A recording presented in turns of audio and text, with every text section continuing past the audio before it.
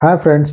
आज हम चर्चा करने वाले हैं कि हम अपने घरों को और कार्यस्थल को किस प्रकार से आग के खतरों से मुक्त रख सकते हैं या कम से कम नुकसान हो उसके लिए हम क्या क्या कर सकते हैं। इसके बारे में अभी हम चर्चा करेंगे। मित्रों, आग लगने का सामान सभी जगह होता है। घरों में भी बहुत प्रकार के सामान हो सकते हैं, कपड़े हो सकते हैं, कागज होते हैं। वैसे ही कार्यालयों में भी होते हैं कपड़े, कागज, लकड़ी, ये इसके बहुत सारे सामान और इसके अलावा भी और भी बहुत सारे सामान हो सकते हैं आग लगने के लिए। तो इन खतरों से हम किस प्रकार से बचा सकते हैं अपने घर को और कार्यस्थल को, आइए हम एक एक करके देखते हैं। सबसे पहला चीज जिसका हम ध्यान रख सकते हैं वो होता है कि एक स्मोक अलार्म अगर लगा दिया जाए। स्मोक अलार्म क्या होता है कि जब भी अगर कहीं आग लगती है तो उससे उठने वाले धुएं को सेंस करके एक अलार्म बजने लगता है, एक सायरन बजने लगता है, जिससे कि जो भी लोग आसपास उपस्थित हैं उनको ये पता चल जाता है कि आग लगा हुआ है और उसके हिसाब से सभी वो एक्शन ले लेते हैं, जिससे कि आग पे तुरंत काबू पाना बड़ा आसान हो जाता है, लोगों की जान बचाना आसान हो जाता है, कम से कम नुकसान होता है और कई बार बिना नुकसान के भी आग पूरी तरह नियंत्रण में आ जाता है। तो इसलिए ये बहुत ज़रूरी है कि हर वर्क स्पेस पे स्मोक अलार्म ज़रूर लगे और हर घर के हर कमरे में भी इस प्रकार का अगर स्मोक अलार्म लगा लिया जाए तो आग के खतरों से स्वयं को बचाया जा सकता है। एक और इम्पोर्टेंट चीज़ है मित्रों कि आग जब भी लगता है तो सबसे बड़ी समस्या होती है, भगदड़ मच जाती है। बाहर निकलने के लिए कमरे में धुआं भर जाता है, जिससे कि दम घुटने लगता है, श्वास लेने में तकलीफ होने लगती है और कहाँ जाए समझ में नहीं आता।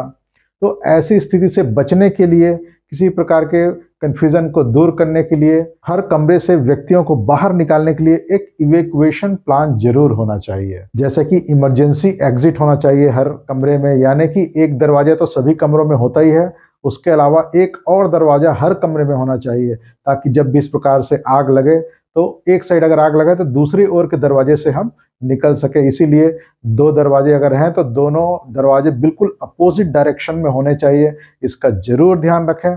और जो इमरजेंसी एग्जिट है वह किसी बरामदे में खुले या बाहर की ओर खुले, ताकि आदमी उस जगह से तुरंत बाहर जा सके। तो इस प्रकार से प्लान बना करके रखना और उसके हिसाब से लोगों को एजुकेट करके रखना ये बहुत ज़रूरी है। तभी हम आग के खतरों से, दम घुटने से लोगों को बचा सकते हैं। एक और इम्पोर्टेंट चीज़ होता है कि जब भी आग लगता है तो लोग फायर एक्सटिंग्विशर्स की तलाश करते हैं। पता चला कि वहाँ पे फायर एक्सटिंग्विशर नहीं है या फिर वो अंदर ऐसी जगह में है कि हमको आग को लांघ के जाना पड़ रहा है। तो ऐसी स्थितियों से बचने के लिए ये ज़रूरी है कि जो भी फायर एक्सटिंग्विशर्स हैं वह कमरे के दरवाजे में हो या जो बिल्डिंग है उसके भी दरवाजे में हो, ताकि जब भी हम किसी जगह पर आग बुझाने जाते हैं तो हमको दरवाजे में ही फायर एक्सटिंग्विशर्स मिल जाए और उसका प्रयोग करके हम आग को बुझा सकें। एक और इम्पोर्टेंट चीज़ इसको ध्यान देना बहुत ज़रूरी है, वो होता है इलेक्ट्रिकल ओवरलोडिंग का।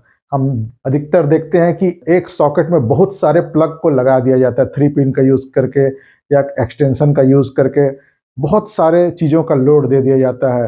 एक टीवी के ही सॉकेट में पता चला कि ये पंखा भी चला रहे हैं या आयरन भी चला रहे हैं। तो इस प्रकार से जो भी उसकी रेटेड क्षमता होती है उस पर्टिकुलर पिन की, तो उससे ज़्यादा करंट वो ड्रॉ करने लगता है, जिसके कारण वो बहुत ज़्यादा गर्म हो जाता है, उसके तार जल सकते हैं, शॉर्ट सर्किट हो सकता है, आग लग सकती है और भी दूसरे खतरे हो सकते हैं, करंट भी लग सकता है, जिससे कि जान भी जा सकती है।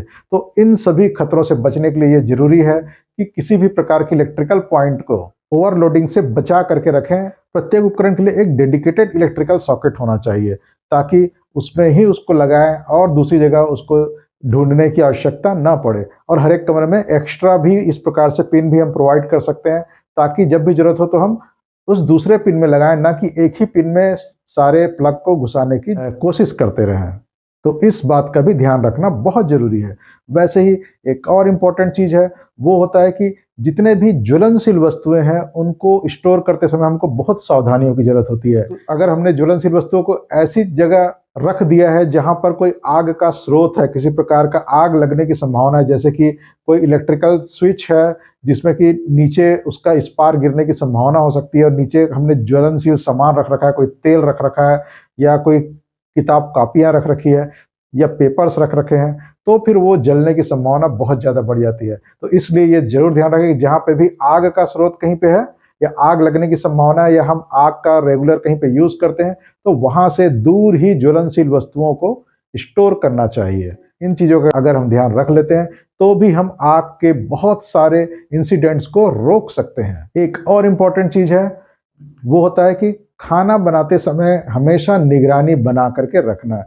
जहाँ पे भी खाना बनता है, वहाँ पर आग तो हमको जलाना पड़ता है और उस आग को अगर हम ध्यान ना दें, इधर-उधर चले जाएँ तो पता चला कि बहुत ज़्यादा वहाँ पे गर्मी पैदा हो गई, या कई बार ये भी देखने में आता है, कई बार अगर कढ़ाई में तेल उबल रहा है और व्यक्ति कहीं चला गया या कोई लेडीज़ जो खाना पकाई थी वो कहीं चली गई, तो फिर वो तेल या घी उबलते-उबलते ऐसी स्थिति आती है कि बहुत ज़्यादा भाप निकलने लगता है और बहुत बड़ा आग का रूप ले लेता है। इसलिए कहीं पे भी खाना पकाने की जगह है, तो जब तक आग जल रहा है तब तक उस जगह को अनअटेंडेड ना छोड़ें, कोई ना कोई व्यक्ति वहाँ पर ज़रूर रहे जो कि इस प्रकार की चीज़ों पर ध्यान रख सके।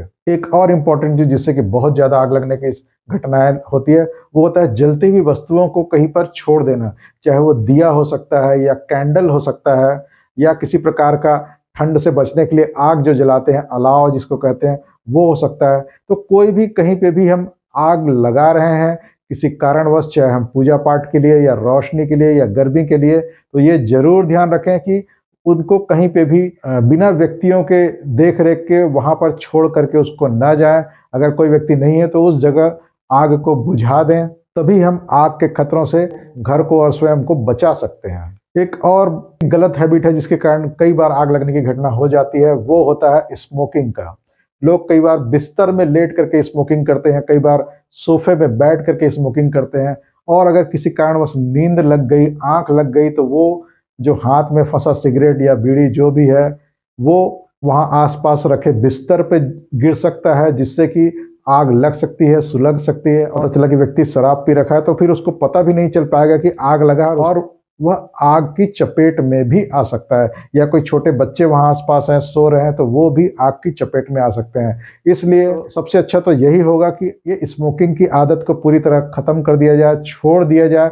अगर किसी के लिए अनिवार्य हो रहा है, नहीं छोड़ पा रहे हैं, तो फिर सेफ जगह जा करके स्मोकिंग करें। यानी ऐसी जगह जहाँ पर कोई भी ज्वलनशील सामान ना हो, सूखे पत्ते भी ना हों, इस प्रकार के कोई ऐसी सुरक्षित जगह जाएँ, वहाँ पर स्मोकिंग करना अगर बहुत ज़रूरी है तो करें।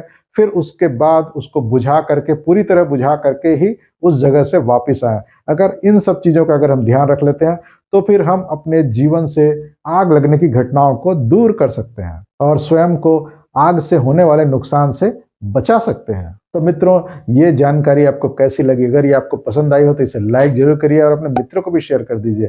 और अब तक अगर आपने इस चैनल को सब्सक्राइब नहीं किया है, तो इसे सब्सक्राइब कर लीजिए ताकि इस प्रकार के इम्पोर्टेंट इन्फॉर्मेटिव वीडियो आपको हमेशा मिलते रहें। तो मिलेंगे अगले वीडियो में, तब तक के लिए नमस्ते जी, जय हिंद।